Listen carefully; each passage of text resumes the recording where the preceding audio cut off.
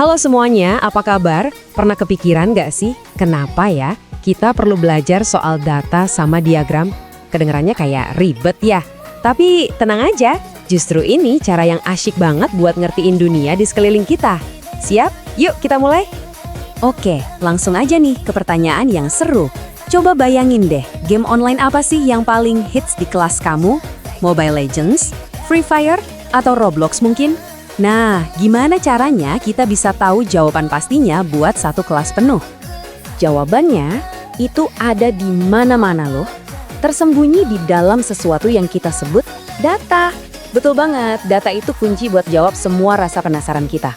Mulai dari hal-hal seru kayak game tadi, sampai hal-hal yang jauh lebih penting. Terus kenapa sih data ini penting banget? Emang fungsinya buat apa? Yuk kita bedah bareng-bareng di bagian pertama ini. Kita bakal lihat apa aja sih kekuatan super yang dimiliki data. Jadi gini, data itu bukan cuma sekedar angka-angka yang bikin pusing. Data itu ngebantu kita jawab pertanyaan sehari-hari. Kayak lagu apa sih yang lagi viral sekarang? Tapi, lebih dari itu, data juga dipakai sama pemerintah buat nentuin di mana harus bangun sekolah, atau dipakai perusahaan buat bikin produk yang kita suka. Bahkan, aplikasi kayak YouTube atau TikTok itu pakai data tontonan kamu buat ngasih rekomendasi video selanjutnya. Intinya, data itu bantu kita buat baca dunia. Nah, ilmu yang khusus ngebahas cara ngumpulin, ngolah, sampai ngertiin data, ini punya nama keren, yaitu statistika. Anggap aja statistika ini kayak detektifnya matematika. Tugasnya itu nyari petunjuk dan makna dari sekumpulan informasi yang ada. Dan sama kayak detektif yang lagi nyelidikin kasus, ada langkah-langkahnya loh. Proses investigasi statistika itu punya 4 tahap. 1, kita harus punya pertanyaan dulu. Apa sih yang mau kita cari tahu? 2, kita kumpulin semua petunjuknya, ya, datanya itu. 3, datanya kita olah, kita analisis. Terakhir, yang keempat, kita simpulkan jawabannya dari hasil analisis tadi. Gampang kan alurnya? Oke, sekarang kita udah tahu kalau data itu penting. Tapi emangnya semua data itu sama aja? Ternyata nggak juga.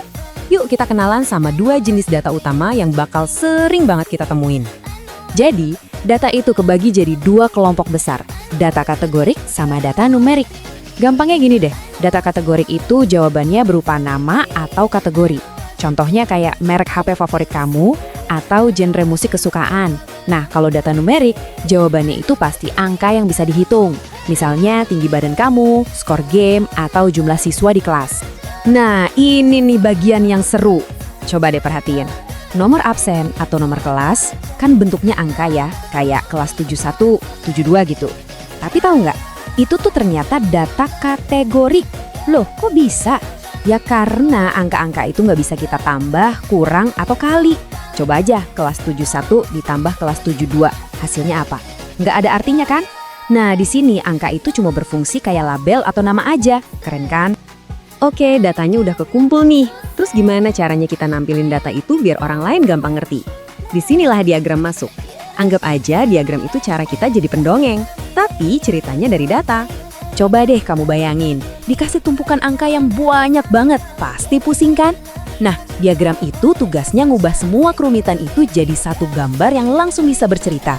Kayak grafik kasus COVID-19 yang dulu sering kita lihat di berita, kita bisa langsung tahu trennya lagi naik atau turun cuma dalam beberapa detik. Nah, ini salah satu diagram yang paling sering kita lihat, diagram batang.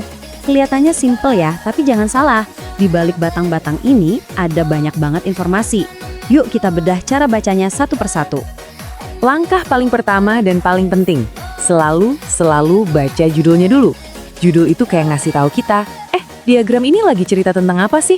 Di contoh ini judulnya Panjang Nama Siswa Kelas 7A. Oke, dari sini kita langsung paham, ini pasti soal nama-nama siswa. Oke, habis judul, mata kita langsung lihat ke bagian bawah. Itu namanya sumbu datar atau horizontal. Sumbu ini nunjukin kategori apa aja yang lagi kita bandingin. Kalau di contoh kita, kategorinya itu jumlah huruf di nama siswa. Ada yang 6 huruf, 7 huruf, dan seterusnya. Nah, terakhir kita lihat ke sumbu yang berdiri tegak atau vertikal. Sumbu ini yang nunjukin jumlahnya atau seberapa sering kategori itu muncul. Jadi, makin tinggi batangnya, artinya makin banyak jumlah siswanya. Jadi ingat 3 kunci ini ya, judul, sumbu datar, dan sumbu tegak. Kita udah jago nih baca diagram batang. Tapi, apa diagram batang itu cocok buat semua jenis cerita data? Jawabannya, tentu aja enggak. Yuk, kita belajar cara milih senjata, diagram yang paling pas buat setiap misi data kita. Oke, ini dia contekan super praktisnya. Jadi, kapan kita pakai diagram yang mana? Gini, kalau tujuan kamu itu buat ngebandingin jumlah, misalnya kelas mana yang siswanya paling banyak, nah pakai diagram batang.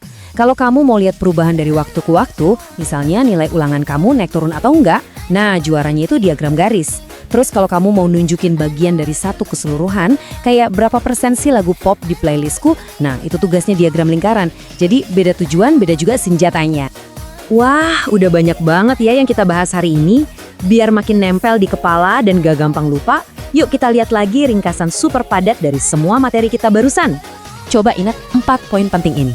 Pertama, data itu ada di mana-mana dan berguna banget. Kedua, data itu ada 2 jenis utama. Kategorik yang isinya nama dan numerik yang isinya angka. Ketiga, setiap diagram itu punya cara bercerita yang unik. Dan keempat, yang paling penting, kita harus pilih diagram yang pas sama cerita yang mau kita sampaikan. Nah, sekarang giliran kalian nih. Coba deh, lihat sekeliling kamu. Mungkin daftar lagu di playlist kamu, atau jenis-jenis motor yang lewat di depan rumah. Data apa yang kira-kira bisa kamu kumpulin, dan kamu ceritain lagi pakai diagram. Jangan takut buat nyoba ya, karena sekarang kalian udah punya alatnya. Selamat berpetualangan dengan data.